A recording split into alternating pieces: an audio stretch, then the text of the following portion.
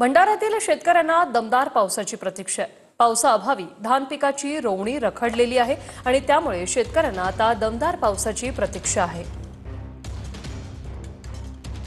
आपण सध्या भंडाऱ्याच्या मोहाडी तालुक्यातील पाचगाव परिसरात आहोत आणि बघू शकतो आपण शेतीची मशागतीची कामे इथे आपल्याला पूर्ण झालेली पाहायला मिळतात।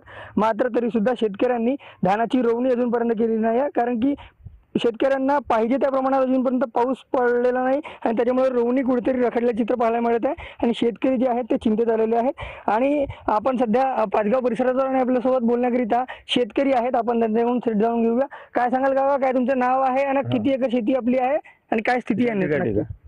मी पाचगावतील शेतकरी असून धंदा लक्ष्मण रामटेके शेतीचे काम म्हणजे लांबलेले आहेत। पाणी न आल्यामुळे आमची रोवणी वगैरे पर्या वगैरे काही झालेले नाहीत, त्या कारणानंतर आमची लांबलेली आहे।